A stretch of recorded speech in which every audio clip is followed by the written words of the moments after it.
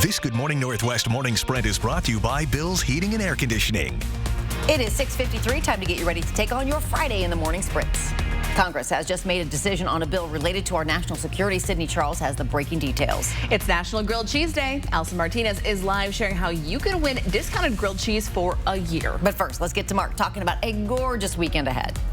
Just make your plans now, because in our first alert weather, we've got temperatures starting off very mild this morning. These are going to be some of the coolest temperatures we see all weekend long. 48 in Liberty Lake and 49 Spokane International. That's our official temperature right now. Forecast radar, yeah, we're going to have clouds. We're going to have isolated showers. Again, more numerous to the south in through the Palouse as we get into dinner time. So be aware of that. An isolated thunder shower is not out of the question over the next, and that's for the Palouse and south.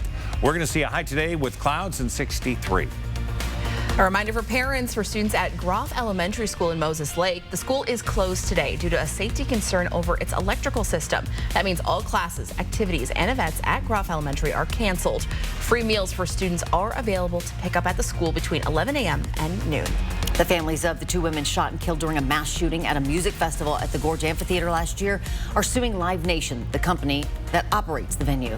The families of Brandy Escamilla and Jocelyn Ruiz say Live Nation failed to enforce drug and weapons policies during the Beyond Wonderland Music Festival. According to court documents, that man, James Kelly, shot the two women. The lawsuit aims to hold Live Nation and the other named parties accountable for the security oversight.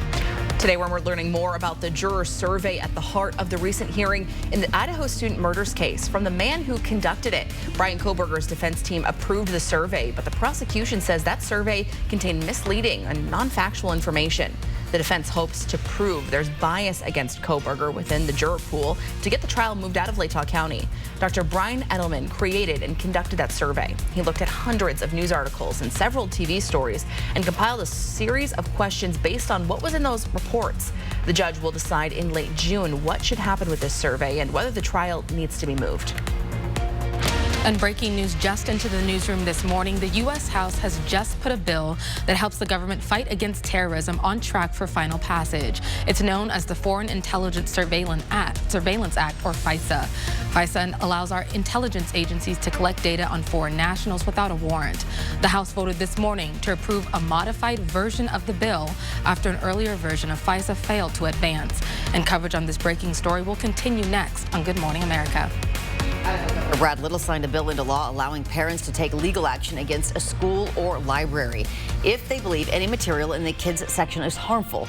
The governor vetoed a similar bill last year. This year's version lowers the amount people can sue libraries for and relocates books throughout the library instead of removing them. Idaho's definition of materials harmful to minors includes sexual conduct, nudity, or acts of homosexuality. The new law will officially go into effect July 1st. Nearly 500 union workers at Providence Sacred Heart Hospital are on the verge of a strike. Union members voted yesterday on a new contract and reauthorization of a strike. They say since the pandemic, they've been expected to work beyond their compensation, and they've been covering for severely understaffed departments. Providence says a potential strike will not affect services.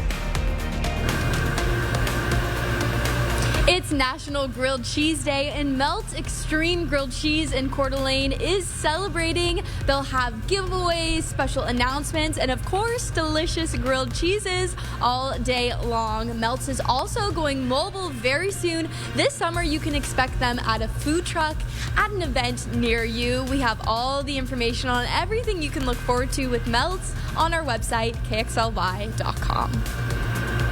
One of Spokane Valley's most traveled intersections is about to go under construction until the fall. Pines and Mission, right off of I-90, is starting reconstruction Monday. Crews will work at night between 8 p.m. and 6 a.m. for the next month. Then construction will move to the daytime.